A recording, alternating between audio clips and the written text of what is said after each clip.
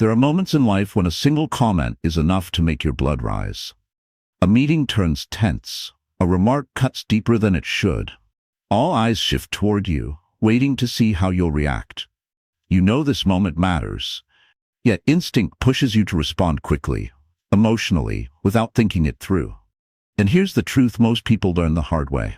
One careless reaction can undo years of hard-earned respect. Not because you were wrong, but because you lost control at the worst possible time. You don't just lose the argument, you lose dignity, credibility, and sometimes the quiet authority you worked so long to build. The Stoics understood this better than anyone. They believed real strength isn't loud. It doesn't rush. It doesn't need to prove itself. True power lies in self-mastery, in choosing your response instead of surrendering it to emotion. Silence, patience, and clarity were never signs of weakness. They were the tools of the wise. This isn't about backing down, and it's not about letting others walk over you. It's about staying in control while others lose it. In this video, you'll learn 5 responses that protect your dignity, expose hidden motives, and shift the balance of power without raising your voice. Watch closely, because when you master this, people don't challenge you the same way anymore. And if you're committed to building calm strength and unshakable composure, subscribe and walk this path with us. Number 1. Replace defense with curiosity. There's a moment when a single sentence quietly puts you on trial. It doesn't sound aggressive. It may even be framed as feedback or just an opinion. But the energy in the room changes. Conversations pause. Eyes shift. Silence stretches just long enough for you to realize something important is happening. This is the moment where most people lose ground, not because they are wrong, but because they react too quickly. The instinct to defend yourself is immediate and powerful. You feel the urge to explain, to justify, to make sure everyone understands that the criticism isn't fair or fully informed. On the surface, that impulse feels reasonable. After all, you're protecting your work, your credibility, your position. But here is the uncomfortable truth most people don't see until later. The moment you defend, you give up control of the conversation. Defense places you in a reactive position. It signals urgency. It suggests that something about you needs protection. And in any environment where reputation, leadership, or authority matters, the one who reacts emotionally is rarely the one who leads the room. This is why Stoic thinkers placed such importance on self-command. They understood that power doesn't come from speaking first or speaking louder. It comes from choosing how and when to respond. Replacing defense with curiosity is not a communication trick. It is a shift in posture. Instead of rushing to protect yourself, you slow the moment down. Instead of explaining, you ask. Instead of matching emotion with emotion, you invite clarity. Curiosity does something subtle but decisive. It forces the other person out of emotional momentum and into explanation. Most criticism, especially when delivered under tension, is vague by nature. Words like, "this doesn't make sense," or "I'm not convinced," sound strong, but they often lack substance. They are impressions, not arguments. Consider how this plays out in real life: a project review, a strategy discussion, a decision that carries weight. Someone leans back and says, "I'm not convinced this approach really works." No details. No explanation. Just enough doubt to shift the atmosphere in the room. The instinct is to jump in and defend every angle of your thinking. But instead of stepping into that trap, you pause. Then you ask, calmly, evenly, without edge, what part of the approach concerns you the most? Or, if the comment remains especially vague, which assumption do you think doesn't hold up? That single question changes the dynamic. Now the conversation slows down. Emotional momentum disappears. The person who made the remark is no longer reacting. They are required to think. They must move from impression to explanation. Sometimes they clarify a real concern, and when they do, the discussion becomes productive. But just as often, they hesitate. They repeat themselves. They circle back to the same vague language, realizing they don't actually have a concrete point to stand on. In that moment, you haven't challenged them. You haven't defended yourself. You haven't raised your voice or explained a thing. You've simply asked for clarity. And clarity has a way of exposing what emotion tries to hide. This is where curiosity becomes authority. The Stoics understood that while you cannot control what others say, you always control how you respond. Epictetus taught that true freedom begins with mastery over one's own reactions. Curiosity, when practiced deliberately, is an expression of that mastery. It is not weakness. It is restraint, and restraint is strength refined. This approach is especially powerful when others are watching. You remain composed. You don't rush. You don't scramble to justify yourself. People remember that. They remember who stayed centered when the moment applied pressure.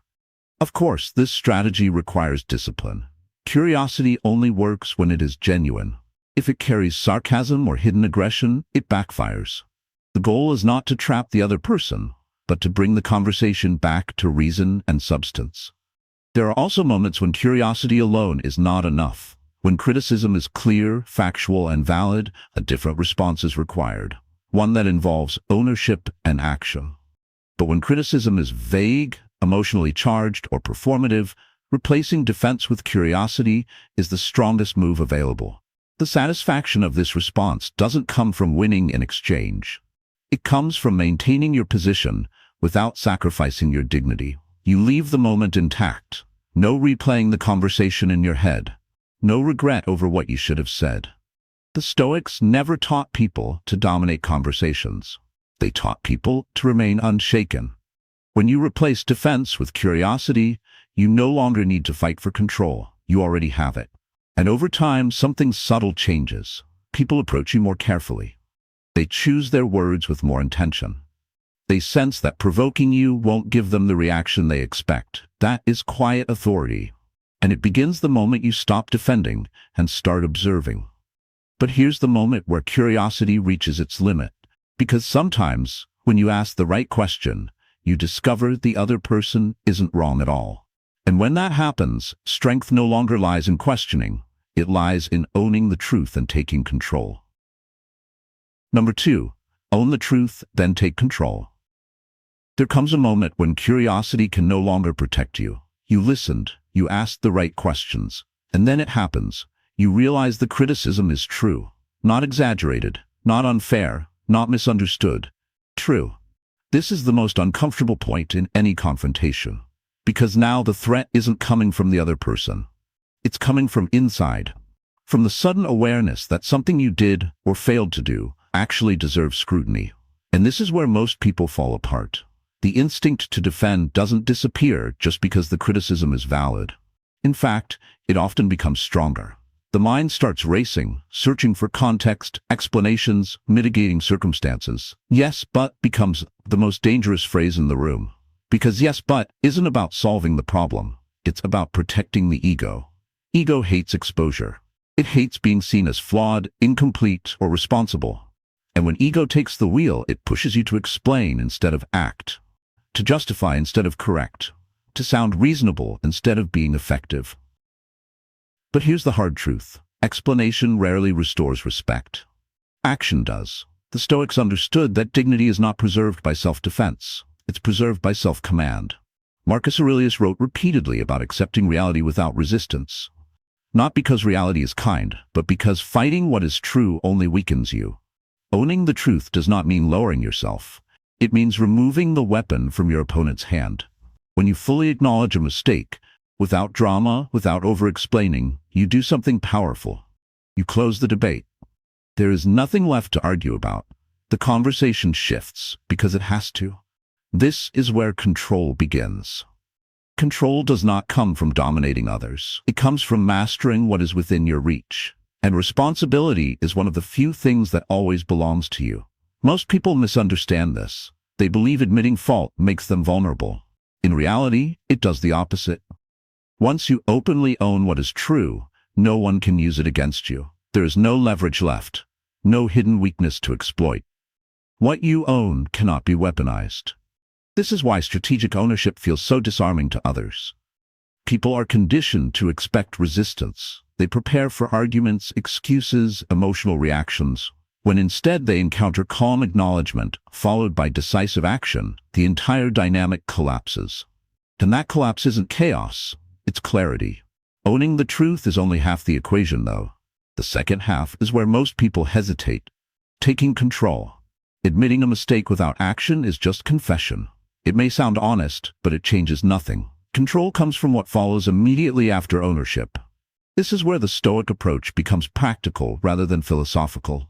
The structure is simple, but demanding. First, you state the truth, plainly, without embellishment. No storytelling, no defense, no emotional cushioning. Second, you state what you are going to do. Not eventually, not in theory, specifically. Third, you claim responsibility. Not the team, not the situation, not the timing. You. This sequence does something subtle and profound. It tells everyone watching that you are not overwhelmed by the situation. You are managing it. You are ahead of it. Consider how this plays out in real life. A commitment was missed, a standard slipped, a responsibility wasn't met the way it should have been. Others are present. Tension hangs in the air. People are waiting to see how you respond. Most expect justification. Some expect deflection. A few expect silence. Instead, they see ownership followed by direction. The atmosphere shifts because leadership is not proven by perfection. It's proven by response. And nothing signals maturity faster than someone who does not hide from the truth and does not linger in it either. Epictetus taught that freedom is found in focusing on what depends on you. You cannot undo a mistake, but you can decide what happens next. When you take control of the next step, you reclaim authority over the situation. This is also why this approach must be used with discipline. It is not a universal response. When accusations are false or manipulative, ownership is misplaced. That is when curiosity and clarification come first. But when the truth is clear, delaying ownership only compounds damage. There is also a deeper layer here, one that most people miss. Owning the truth requires courage, not because it exposes you, but because it forces you to let go of image. An image is addictive. Image wants to look capable, flawless, unshaken, but character is built somewhere else entirely. Character is built in the moment you choose responsibility over comfort. This is where Stoic wisdom separates itself from surface-level self-help. The Stoics did not chase admiration, they chased alignment with reality. And paradoxically, that alignment often produced the respect others were desperately trying to earn. When you consistently own the truth and take control, people stop testing you in the same way. Not because you intimidate them, but because you are predictable in the best sense. You don't spiral, you don't deflect, you don't perform, you act, and that creates trust. The satisfaction of this response doesn't come from silencing others in the moment. It comes from something deeper. You walk away without replaying the conversation, without wondering what you should have said, without carrying the weight of unfinished responsibility. There is nothing unresolved. That is power, but not everyone is satisfied by resolution. Some people are not looking for solutions at all. They are looking for reaction, provocation, control through disruption. And that is when a different response becomes necessary. Because when truth is no longer the issue, and intention is, the strategy must change. Number 3. Let them explain themselves. Some comments aren't meant to be debated. They're meant to provoke. They arrive disguised as observations, jokes, or casual remarks. On the surface, they sound harmless, but beneath the words is something else entirely. A quiet attempt to lower your position, to test your composure, to see whether they can pull a reaction out of you. And the moment you react emotionally, the game is already over. This is what makes provocation so effective. It doesn't need facts. It doesn't need logic. All it needs is your response. Because once you're pulled into defending yourself, explaining who you are, or justifying your choices, you've accepted the frame they set. Most people don't realize this in the moment. They feel the sting, the irritation, the subtle disrespect. Instinct kicks in. They want to correct the statement, prove it wrong, show that the other person doesn't know what they're talking about. But that instinct is exactly what provocation feeds on. The real danger isn't the comment itself. It's the loss of control that follows. Provocation is a form of power, not loud power, not obvious power, but emotional power. It works by shifting control of the situation away from you and into the hands of someone who has nothing to lose by stirring the water. When you react, they succeed, even if you win the argument. This is why Stoic thinkers placed such emphasis on restraint. They understood that dignity is not defended by force, but preserved through self-command. You don't defeat provocation by pushing back harder. You defeat it by refusing to step into the role assigned to you. And this is where the strategy changes. Instead of reacting, instead of explaining yourself, instead of correcting the insult, you let them explain themselves. This isn't passive, and it isn't polite small talk. It's a deliberate shift of responsibility. When someone makes a provocative remark, they are often relying on ambiguity. Vague language gives them cover. It allows them to retreat if challenged, or escalate if you react. But when you calmly ask them to explain where that perspective comes from, the ambiguity disappears.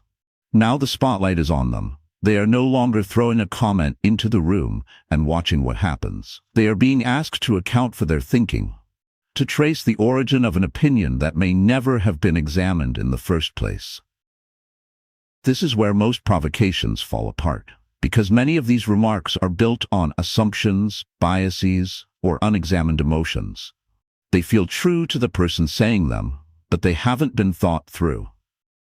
When asked to explain, the speaker is forced to confront the weakness of their own reasoning. And there are only a few ways this can go. Sometimes they realize the comment was unfair or poorly formed. They backtrack. They soften. The tension dissolves without you ever having to raise your voice. Other times, they double down. They talk more. They reveal frustration, resentment, or insecurity that had nothing to do with you in the first place. In trying to justify themselves, they expose exactly what they hope to hide. In both cases, you remain untouched. Consider how this plays out in everyday life. A remark is made that subtly questions your competence, your choices, or your credibility. It's not a direct accusation, just enough to cast a shadow. Instead of correcting the record or listing your credentials, you pause. And you ask a simple question about the source of that view. Not aggressively, not sarcastically, just enough to invite explanation. The room shifts. The comment, once weightless, now has gravity. It must be supported. And support is where weak ideas struggle. The pressure moves away from you and settles where it belongs, on the person who introduced the remark.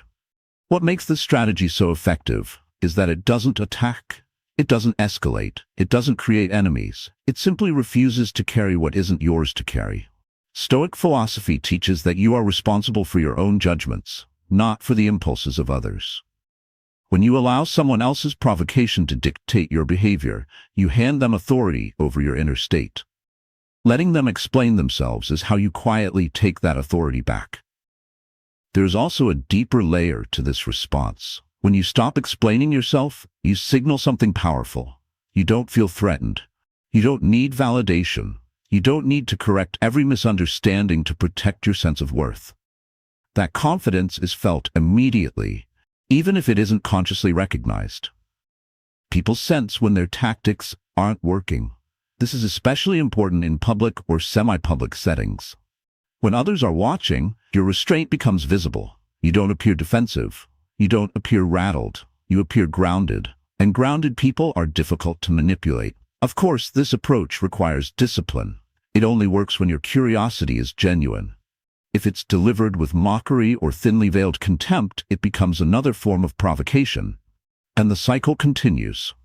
The strength of this response lies in its neutrality. You're not trying to embarrass anyone. You're simply declining to participate in a dynamic that doesn't serve you.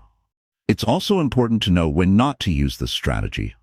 If someone is offering sincere feedback or engaging in good faith discussion, asking them to explain themselves can feel dismissive. In those moments, curiosity or ownership may be more appropriate. This response is designed for situations where intention matters more than content, where the goal is to provoke, not to improve. The satisfaction of this approach doesn't come from watching someone stumble over their words. It comes from the internal shift you experience. You no longer feel the urge to defend. You no longer feel dragged into emotional exchanges that leave you drained. You remain intact. And over time, something changes. People become more careful around you, not because you're intimidating, but because you don't reward provocation with attention. You don't give reactions away freely, and that makes your presence heavier, more deliberate, more respected. The Stoics never taught people to silence others by force. They taught people to silence chaos by mastering themselves.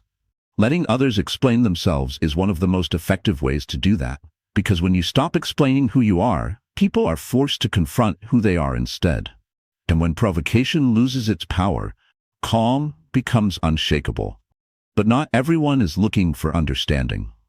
Some people aren't interested in explanation at all. They want reaction, they want conflict, they want friction for its own sake. And when that's the case, an entirely different response is required. Number 4, disarm conflict with composed gratitude. Sometimes the problem isn't what's being said, it's the anger behind it. You recognize the moment immediately. The tone sharpens, words come faster, the air tightens, someone is upset, and that frustration is now pointed directly at you. This isn't a debate, it isn't a misunderstanding. It's an emotional collision, and you're standing right in the path of it. In moments like this, instinct takes over. You feel the urge to push back, to correct the tone, to explain why the accusation is exaggerated or unfair. Another part of you wants to go on offense, to match intensity with intensity and draw a hard line. And that instinct is understandable, but it's also the fastest way to make the situation worse. Anger doesn't want solutions. It wants validation. It wants resistance. When you respond with defensiveness or counterattack, you give anger exactly what it's looking for. The conflict escalates, voices rise, and the original issue disappears beneath emotion. This is where Stoic discipline matters most. Not in calm moments, but when composure is being tested. The Stoics understood that anger is rarely a sign of strength. More often, it's a signal of frustration and lost control. People raise their voices when they feel unheard. They lash out when they feel powerless. And when someone approaches you with intensity, it often says more about their internal state than about your actions. Seeing this clearly changes how you respond. Instead of treating anger as an attack to defeat, you begin to see it as energy that needs to be redirected. And one of the most effective ways to do that is through composed gratitude. Gratitude, when misunderstood, sounds like weakness. But composed gratitude is neither apology nor surrender. It doesn't mean agreeing with the criticism. It doesn't mean accepting blame. It simply acknowledges the other person's emotional investment without giving up your position. Imagine this. Someone confronts you about a problem, visibly frustrated. Their delivery is sharp, rushed, emotional. Others nearby can sense the tension. Your instinct is to interrupt, to explain, to defend yourself before the narrative settles. Instead, you let them finish. Then you respond calmly. I appreciate you bringing this to me directly. I can see this has been frustrating. The shift is immediate. Their voice lowers, the pace slows, the confrontation loses momentum. Nothing about your response admits fault. Nothing about it gives up authority. But by acknowledging their frustration rather than resisting it, you remove the fuel from the conflict. That's the power of composed gratitude. Psychologically, it works because it breaks expectation. People approach conflict with a script in mind. They expect resistance. When they encounter calm appreciation instead, that script collapses. Anger no longer has anything to push against. Marcus Aurelius warned against becoming a mirror for the worst behavior of others. When you match anger with anger, you allow someone else's emotional state to dictate your conduct. Composed gratitude refuses that transfer of power. You remain steady while the storm burns itself out. This response must be delivered with precision. Gratitude that sounds sarcastic or performative will fail instantly. The goal isn't to pacify or appease. It's to ground the interaction and return it to a place where resolution is possible. There are also moments when gratitude is not appropriate. When someone is being malicious or manipulative, appreciation only reinforces bad behavior. This response is designed for situations where there is a real concern buried beneath poor delivery, where the anger is real, but the expression is flawed. Used correctly, composed gratitude doesn't just calm others, it stabilizes you. You don't leave the exchange replaying what you should have said. You don't feel pulled into emotional chaos. You remain intact. And over time, people notice.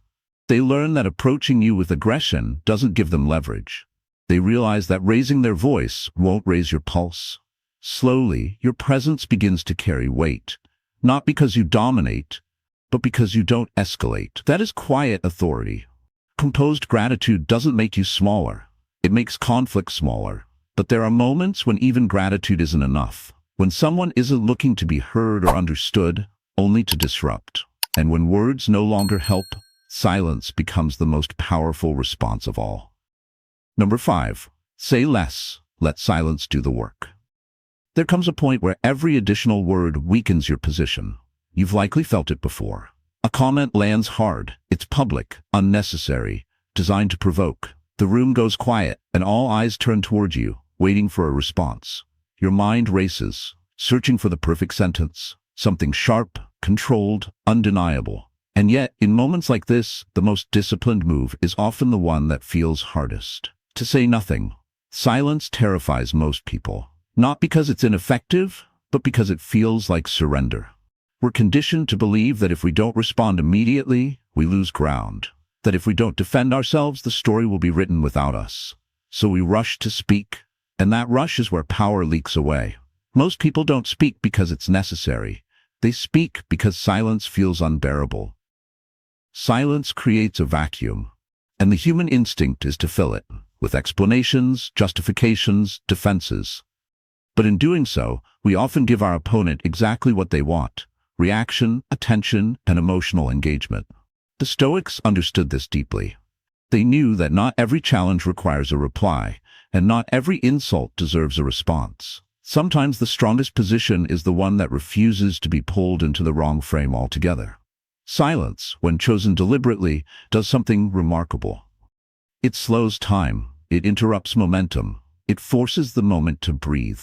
And in that pause, something subtle shifts. The person who spoke now feels the weight of their own words. Without an immediate reaction to push against, their statement hangs in the air. Others in the room have time to hear it properly, not just what was said, but how it was said. The tone, the intent, the lack of restraint. What might have passed as a clever jab suddenly sounds like what it is. This is frame control. The one who controls the tempo controls the exchange. When you refuse to rush, you reclaim that control. You signal that you're not operating on impulse, and you're not obligated to respond on anyone else's schedule. This is where silence becomes authority. But not all silence is the same. There is a crucial distinction that separates weakness from strength. Weak silence is avoidance. It's shrinking back, dropping your gaze, hoping the moment passes. Strong silence is presence. You stay grounded, you hold eye contact, your posture doesn't collapse. You're not hiding, you're choosing not to engage. That choice is felt immediately. People sense when silence comes from fear, and they sense when it comes from self-command. The difference lies not in the absence of words, but in the presence of composure. Epictetus taught that what upsets us is not what happens, but how we respond to it. Silence is one of the clearest expressions of that principle. When you don't react, you deny others the power to dictate your emotional state. What cannot provoke you cannot control you. Consider a situation where someone challenges you publicly, questioning your credibility or judgment. The statement is pointed. The intent is clear.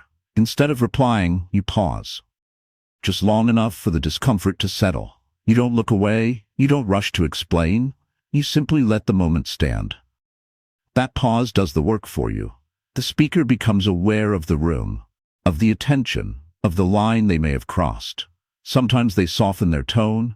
Sometimes they backtrack. Sometimes they reveal more than they intended.